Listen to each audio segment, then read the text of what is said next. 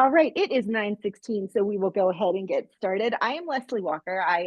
I'm team leader over here at Top of the Rockies in Frisco, in Summit County, Grand County, and beyond.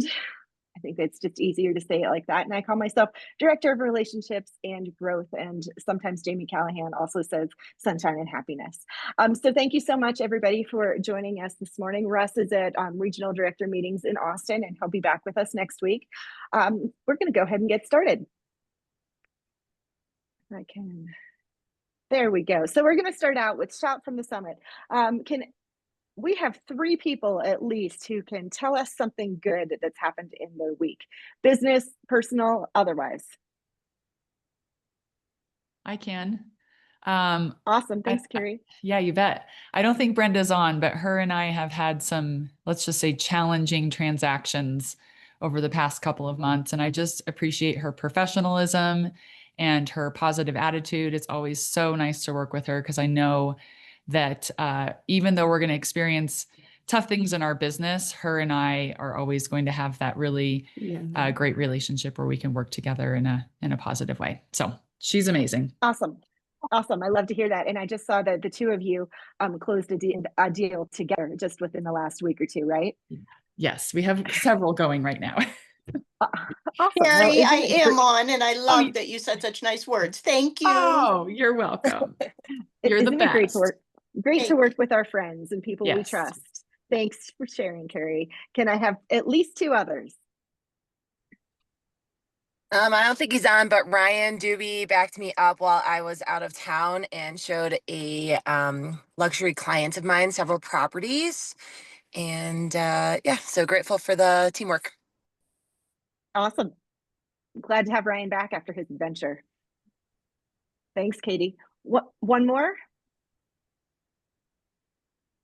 Yeah, I'd like to commend Miss Leslie Walker for the great job that she's doing as team leader. It's not an easy job, and she's kicking it. Thank you, Eric. The latest, Yay. Thank you. The latest challenge we had was a heat problem in our Frisco office, and the repair people came in yesterday and went to the wrong heater to fix. I told them they were in the wrong place and they didn't believe me. And then Margaret Morgan called me later and she said, "Hey, I just wanted to let you know, you were right. They were in the wrong place." So that was just, nice to be able to have heat back in the office and get this all done. All right. And anybody else have something that they feel compelled to say? I finally got my Colorado tags. Yeah, I'd also like to give Jamie Callahan a big thumbs up for work that's going kind of above and beyond the typical real estate agent stuff. Absolutely. To be continued on that one right there, guys. Absolutely. Jamie's kicking some butt and creating relationships because, as we all know, this is nothing more than a relationship business. All right, let's go ahead and move to the next. Again, if I can make my screen work. There we go. Events, trainings, and announcements. Our Basecamp buzz here. Let me just move all of our talking heads out of the way. So on 10/2, this is from the Altitude Realtors. We'll make sure that everybody has a Zoom link. What realtors need to know about the 2025 EPA mandate. That'll be a good class to just step into so that you know what's going on. And then our fast track coaching series continues. Okay, so I was wrong this week or last week. Wednesday, it's 12:30 and Thursday, it's noon. So if you're not able to come into one of the market centers to participate in this and you still want to, please let me know today because we have to get you a unique link. So please email me again today. It's leslie.walker@kw.com. Marielle, if you can put that in the chat so that folks can email me if you need a unique link to get into these classes. That's really important. Otherwise, we're going to be spinning our wheels halfway through the class and trying to get you hooked up. Next Tuesday, it's our Top of the Rockies, our Top of the Rockies team meeting at 10 a.m. And Mountain Properties, you have a new start time next Tuesday. You will also be at 10 a.m. And then the 20th, we'll have our regional rally, which will likely be streamed from our market centers too.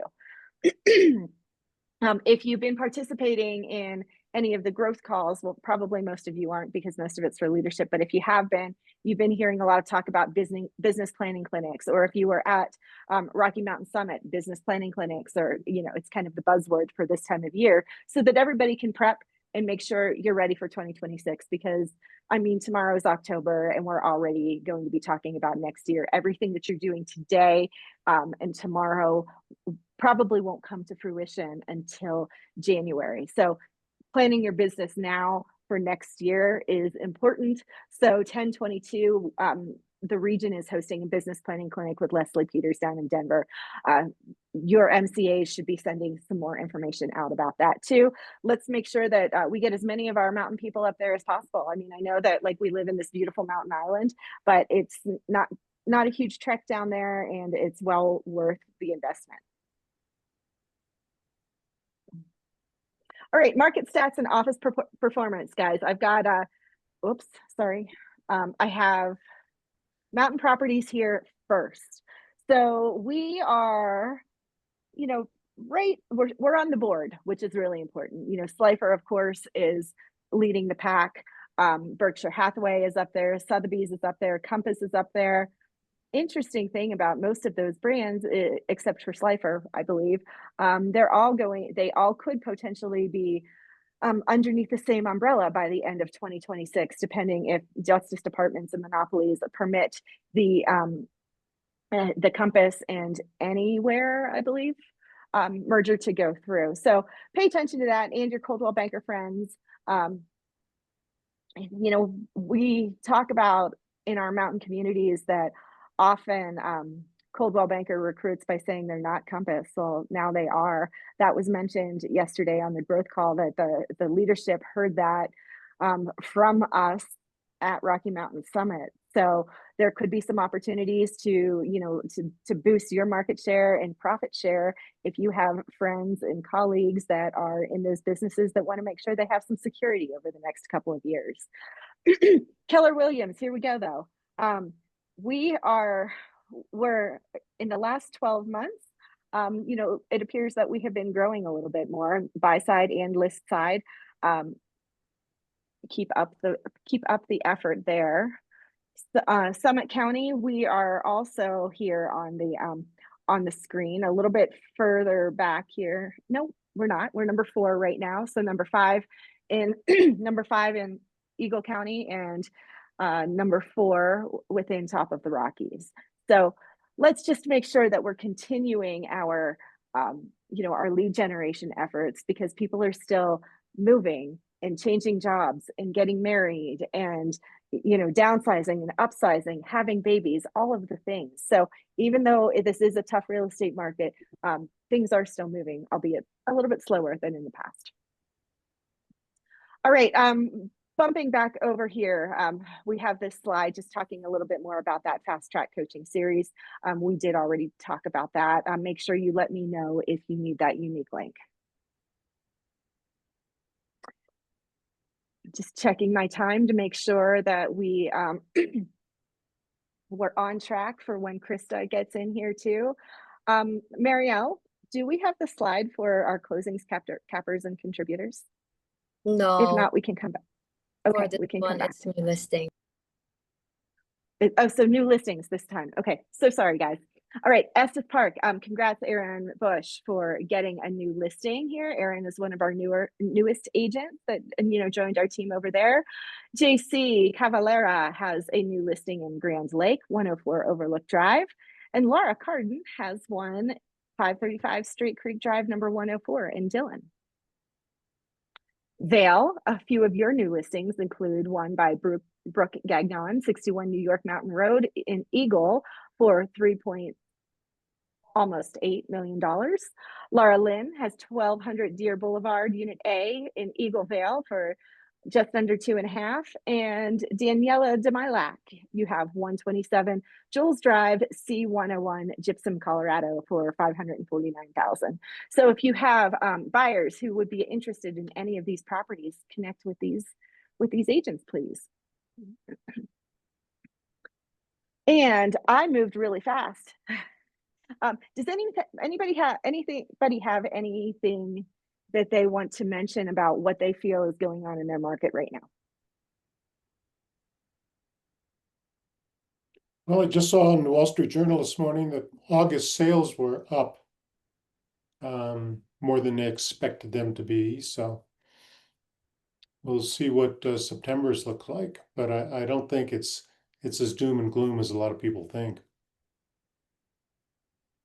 You know, I think we've been seeing that trending too in our monthly reports, you know, both in Vail and at top of the Rockies, is, you know, our sales have been going up compared to 2024.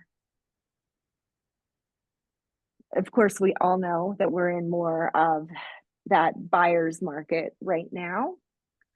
So utilizing our lending partners like Chance to help some of our buyers actually be able to make their dream happen is really important. Chance, I did see you on here, and I'm going to go just a titch off script and put you on the spot because I know you can handle it. Do you want to mention anything about where we are, what you can do? Yeah, absolutely. No, I appreciate that, Leslie. So good morning, everyone. Yeah, you know, I would say when we're talking about like market movement and momentum right now, Eric brought up a really good point about sales being up in August. And, you know, I mean, I think that really what we got to look at is the trends. And I think one of the biggest takeaways from last week's presentation with Logan was that you know, the one bit of data out of all of the graphs that he showed that I had a big takeaway from was mortgage applications. And, you know, I think that when you look at forecasting where you feel like movement may be in the market, mortgage applications is always a good barometer of that. And being that even where rates have been at what we would have had thought elevated at some point, people were still getting applications in. So there's a lot of pent up buyer demand right now that are just waiting for a sweet spot to happen. And I feel like we're slowly trending to that point to where there's just that crossover, if you will, to where they're going to pull the trigger. So I believe off the top of my head, I want to say about 19 straight consecutive weeks of mortgage applications being in the green, which is fantastic there.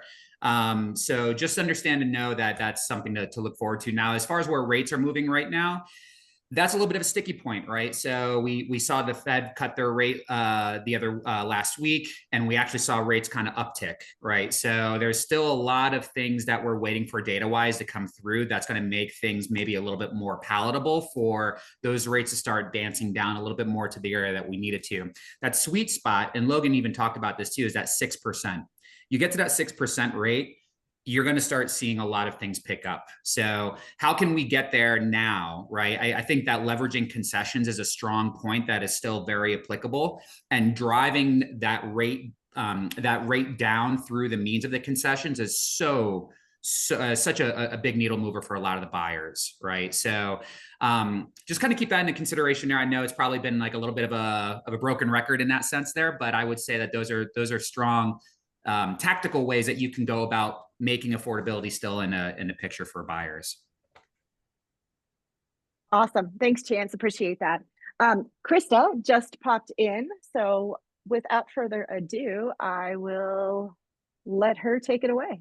Hello, everyone. I'm excited to be here. How is everyone? Fabulous. Good. This is one thing that I know when I come to Colorado and I'm doing a call, no one talks. And so to me, I'm like, I love for you to engage with me. And I know we don't have a lot of time since we have about 29 minutes to get through this. And so a question I have for all of you, what's going on in your market right now? Does anyone know? Well, I had a conversation. Oh, go ahead. I can't see anybody. So we were just talking about that, and the market's not as bad as people have been saying. It's actually been a bit stronger than we anticipated. So good. Okay. So when you say strong, what do you mean? Volume. So volume's high. Yeah. So volume is increasing. Sales, yeah. Yeah, sales are. Okay. So how is your inventory? Increasing. Inventory's way up. Is that right? Not way up, but it's up. Yeah.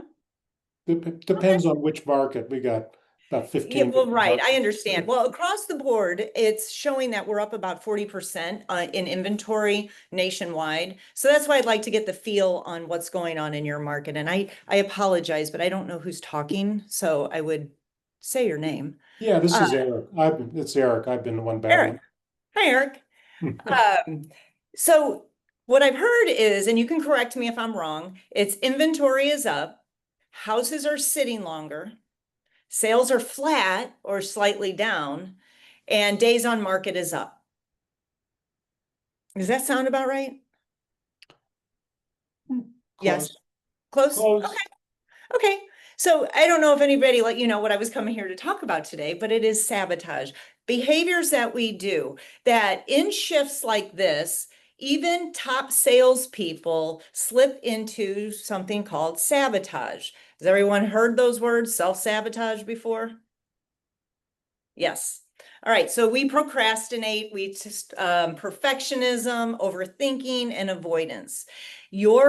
So the competition isn't what's out there. It's actually what's paralyzing you is the competition within yourself, and it doesn't have to be. So today we're going to cover five battle tested techniques to stop sabotage and keep dominating. Can anybody relate with sabotage? Are you like, what is the reason you're talking about this? Thank you, Savannah. Hi, Krista. It's Sarah. I Hi. can definitely Hi, relate Sarah. to that. You can. Sabotage, because we all do it. And when I started teaching sabotage, I realized that I was doing it to bring it to other people. But what I learned in that moment is that it's about me. What do I sabotage? And the more I talk about it, the more I realize what I may sabotage in my business or in my personal life. So what is sabotage? Self-sabotage is unconsciously undermining your own goals through protective behaviors. So I want you to know that sabotage is not laziness or lack of motivation. It's an emotional self-protection, So when I say that, and on these classes that I've taught, people are so glad that I say it's not being lazy. Because has anybody done something like our first sign of sabotage is not lead generating? Does anybody have that sabotaging behavior?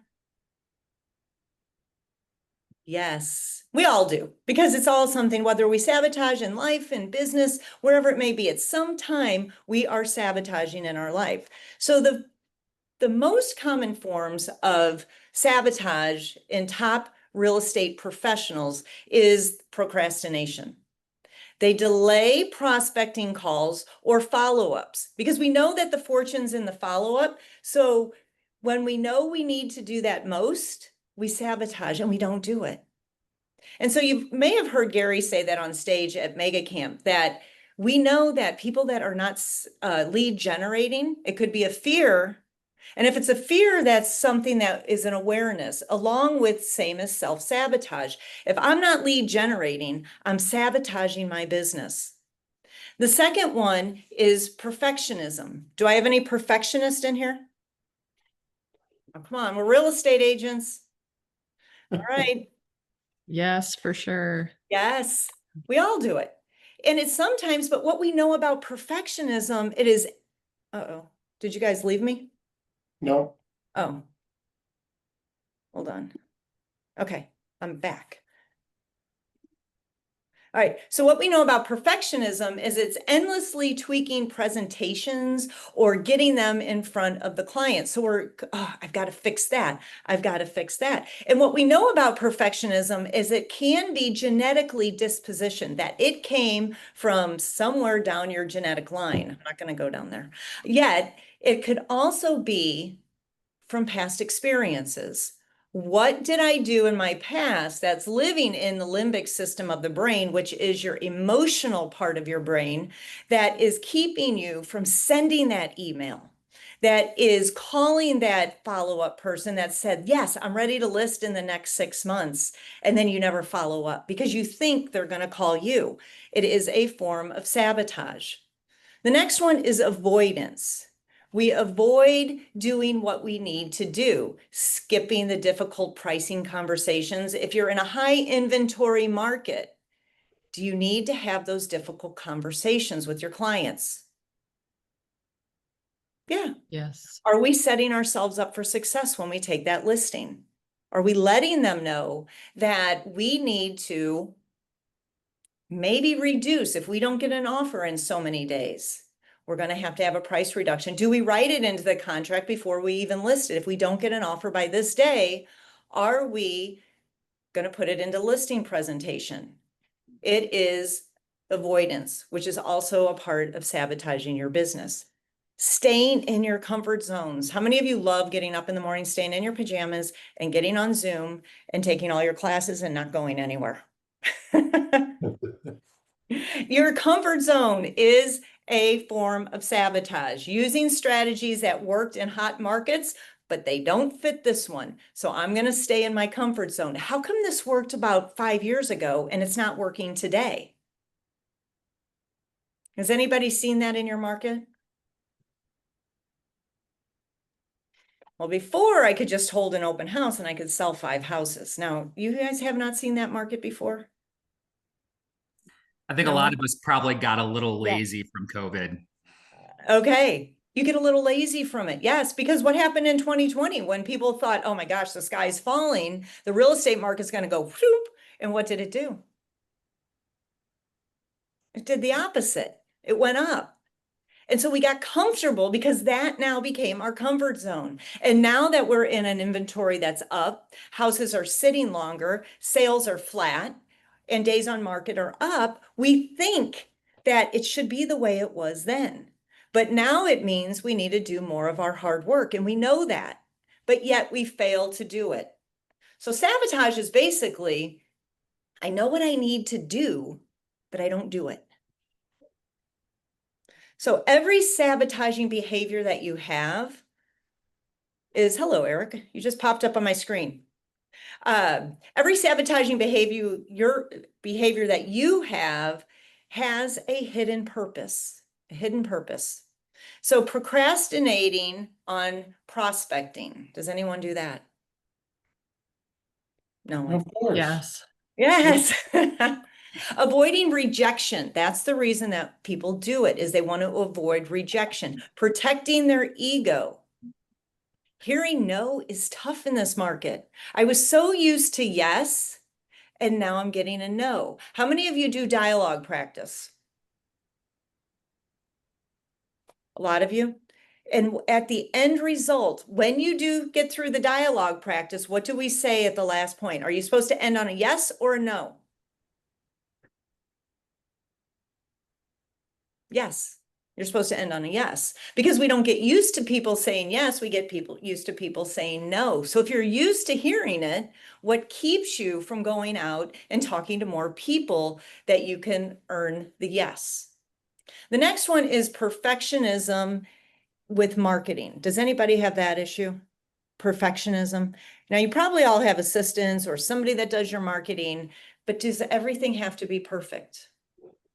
So what we do is we do this to avoid judgment. Maintaining control to make you feel, if you don't maintain control, you feel out of control. And then the next one is avoiding the difficult conversations. Whether you're new or you're an existing an existing agent that or top performer, is it tough to have the difficult conversations? Has anybody taken the class Fierce Conversations? No. So it's a class that we offer, and Keller Williams is actually, I don't know if it's on the calendar, but it is actually a class on having those conversations, those difficult conversations that as a new agent, we may say that, well, I don't want to have that conversation. What if they say no? And as a top agent, well, I haven't had to have those conversations in years. And now it's getting back to post-COVID. How do we have those difficult conversations? Are we practicing them in the market center? Do you have a role play partner? And then the next one is is the imposter syndrome. Imposter syndrome is when we believe that we know we have this big business, yet we believe that we don't belong there.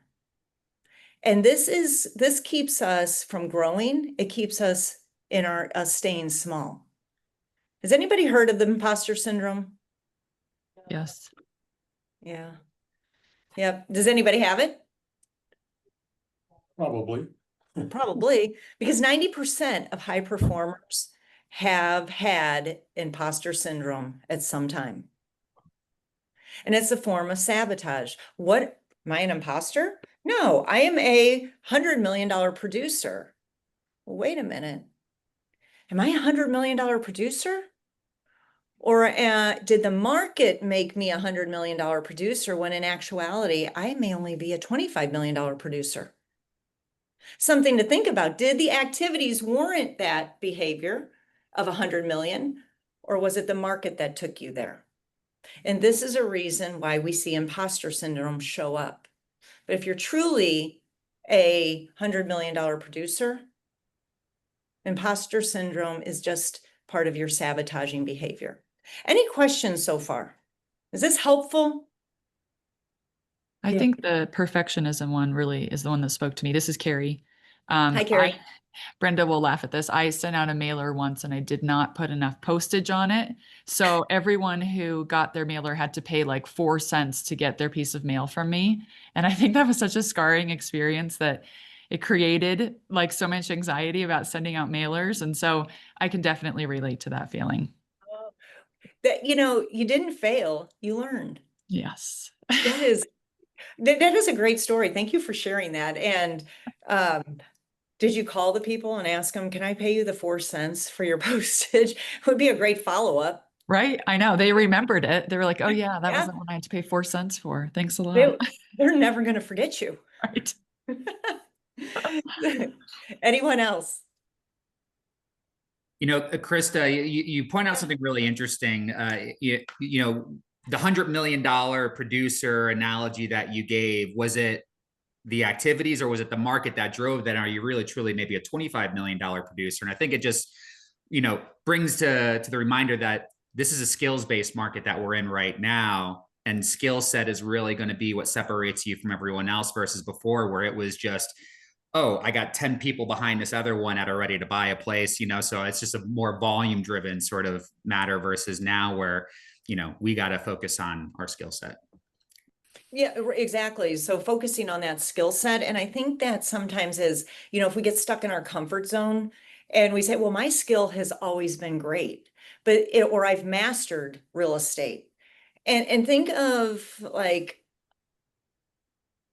a big major NFL player. I was going to say Patrick Mahomes, but he's Kansas, so it's not going to work. But anyway, you all know who he is. So today we could say, gosh, last year we could have said he's really kind of mastered being a quarterback. But did he really ever master it? Because what happens this year? And then next year, and then the next year, we keep growing. And does he eventually have to keep going with his skill to stay with mastery? Does that make sense? Yes. Because he may have been good 10 years ago, and we may have thought he mastered it, but he didn't really master it because the skill keeps getting better and better. We see that a lot in the Olympics, that all of a sudden they're doing these skills that 10, 20 years ago we never saw before. It's because the skill, we have to keep getting better at what we're doing. So in this market, the hidden benefits of sabotage look like that if I don't try new strategies, I can't fail. So it's kind of like the postage stamp. Well, if I don't ever send out a mailer again, I can't fail at that. I can't make everybody pay 4 cents. And so if I blame the market, I don't have to examine my approach. Because do we hear that a lot? It's the market. It's what's going on in the market.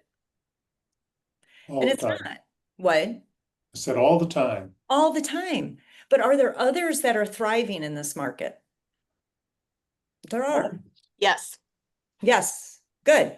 And if you blame the market, you don't examine your approach. We just allow it to become our excuse. And then here's what we do. We go around the office and we say, so Leslie, is your business down or is it the market? And Leslie's like, it's down, Krista. And I'm like, right, you're in my group. And then all of a sudden Eric says, no, it's thriving. The market's not down, Krista. And I'm like, well, you go to that group over there, because I'm looking for someone to support the story that the market is down. Because if my business is down, it can't be my skill. It can't be what I'm doing. It can't be my sabotaging behaviors. So if I stay with looking busy, it's what's going on out there, not me. And I avoid the scary revenue generating activities. Can anybody relate? Yes. So there's a science behind this, and it is the brain. And the brain, there's something called the amygdala. It lives in your limbic system. It's a small little almond shape in your head. And what it does is it fires out the fight, flight, or freeze response. And it happens to everyone. And it's like when you want me to increase my skill, you want me to do role playing. It's called your critter brain. It lights up and it says, wait a minute, if you make that call, that saber-toothed tiger over there is going to eat you. Because that's what the brain is doing, is keeping you safe in your sabotaging behaviors. And it triggers that to keep you from getting out of your comfort zone.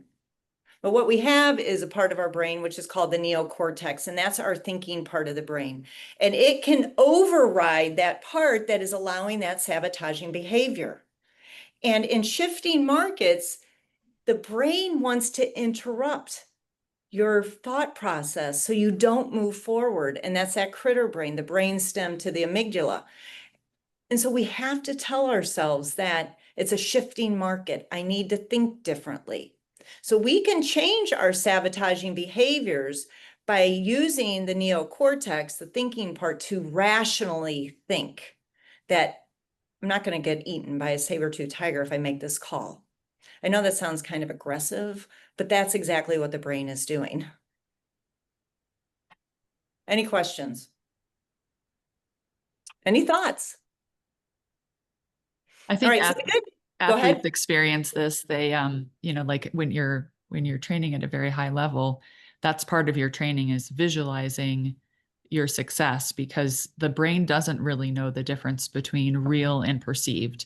And so we can tell ourselves all kinds of stories about, why we're not succeeding or why we can't accomplish this goal. And the brain really thinks it's never happened. And so if you can switch that and start to have positive conversations with yourself, it really does make a big difference. It does. And it's that positive conversation that's going to change the outcome of your business. So the good news is that this is normal. It is normal that you have sabotaging thoughts. And it's manageable with the right tools. And it's your brain that's doing this work. And so it's when I feel that, how do I reprogram myself? It's called neuroplasticity. How do I reprogram myself? And it's the constant over and over and over again of changing that behavior. And it could just be as easy as picking up the phone. I'm going to pick up the phone this morning. I'm going to make one phone call. And you do it day after day after day. And it then changes your thought pattern around that sabotaging behavior. So your brain is doing the right thing. It is protecting you. It's protecting you from what it thinks what it needs to do to keep you alive. So retrain it and see opportunities instead of threat. So names. Krista, Yeah, go ahead. isn't that kind of what bold helps us do? Oh, yes. Thank you for saying that. I was just having that conversation with somebody that's new to Keller Williams. And I said, I've taken bold, like, I'm going to say 20 times, and I'm actually in bold right now. And I said, the first couple of the ones that I went to, it's all about, it's be, do, achieve. You first have to become this person to achieve what you want to achieve. And bold can do that. So if we get so fixated on the numbers. I got to do 16 transactions in bold. I've got to do this. I've got to do that. We get fixated on the money part of it. And we get in there and we're like, well, I don't want to do that. I got to call 20 people. I've got to text people. I've actually got to talk to somebody. I can't do that. But if you go in there and you allow bold to help you become the person that you need to be, eventually you achieve. And it may not be 16 transactions the first time. It may be 16 transactions the 5th time, the 6th time, but it is an evolution. It helps rewire your brain if you allow it to. If you just sit there with that wall up, now, I'm gonna be honest, is this being recorded? Are we sending it anywhere? Okay. Yeah, my first couple bowls, I would say that I went in there and I'm like, I felt like that prisoner. Did anybody else ever feel like that? And yet what I found was over time, I became the, oh my gosh, the prisoner, the explorer. I became the explorer. And it changed everything. It changed how I thought. And I was just saying this to the new front desk person that works in the office that I'm in. And I see, once again, and I was going through what I have learned over the years with Keller Williams and how anyone, if you don't dive into it, you don't change. So we start with be. Bold lets us be. Who do we want to be? Is that helpful? So yes, I am a firm believer in bold. Do you guys have bold coming? We don't. Grand Junction just offered a bold class. Ryan and I need to chat because don't we need to have 45 people who participate in bold in order to make it happen? We're not sure where. Yeah, well, it's we are going typically to 50. challenge everybody. Okay. It's Yeah. typically 50, but it depends on in smaller market center areas and who you can bring in. So I don't know.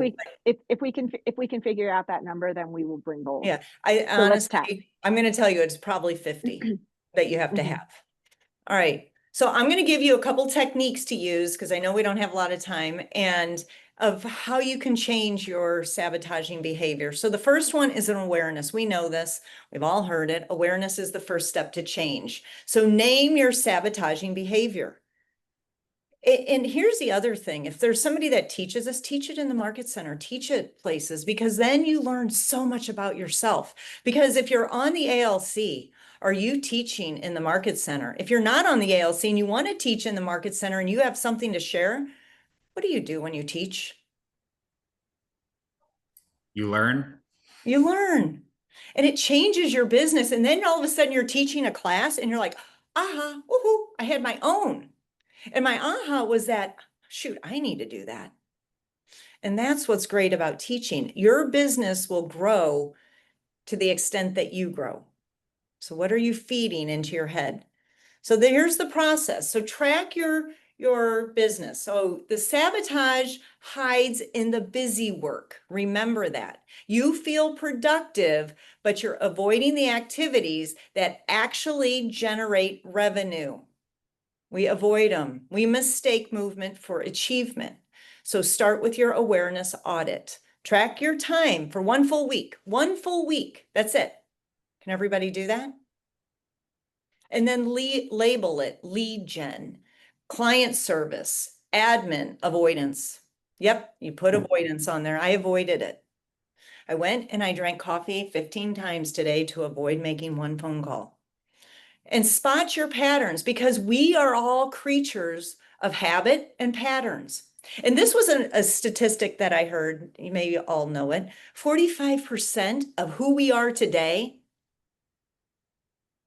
are our habits. Whether they're good or whether they're bad. Everybody in this room is 45% are the habits that you have. So spot the patterns. Am I spending too much time on the MLS? Am I reorganizing my CRM again? I did it like 100 times, but let me do it again. I got to change my tags. And ask, am I doing this because it moves deals forward, or do I do it because it feels safer than prospecting? So awareness breaks autopilot. We've got to get off of autopilot. Is anybody like that? all of a sudden, autopilot, 5 years, woohoo, went really fast. And you're like, what just happened? But as Gary says, you can be anywhere you want to be in the next 5 years, but it's also that choice and it's the awareness. You can't fix what you don't see. You can't fix what you don't see. So you have to track it. And this isn't even sabotage, but tracking your numbers. It is sabotage. If you don't track your numbers, you're also sabotaging. The next one, the second technique is price, reality, conversations. What is your reality with your conversation? Lead with truth, not hope. Hope is not a strategy. I hope that I get this done. Well, you hope, you can keep hoping, but you can't say that it's going to get you to where you need to be. So top agents face price conversations early. Just like I said in the beginning of the call, are you having these pricing conversations early? Are you over-promising and under-delivering? Are you under-delivering and over-promising? Did I say that right? Yeah, I did. Okay, good. They don't hope, they market. They don't hope that the market is going to fix their business. They actually do something about it. The average agent sabotage themselves through people pleasing. Are you people pleasing your your clients? Well, I'll go run and do this. I'll paint your wall. I'll go do this. Anything that I need to do. So the approach is to use local days on market. If days on market are up, does that help you price? And sale to list ratios, what's going on in every CMA? How many of you are, when you're pricing and you're taking the listing, you say, we're going to revisit this in the next 14 days? Are you putting it out there that the market shifts? Are you seeing a different market every 2 weeks? What's happening with interest rates? Can that change the market? Can that change who's buying? It is. So deliver data, not options. Data. Give them the facts. Position yourself as the expert who tells the truth, not what sellers want to hear.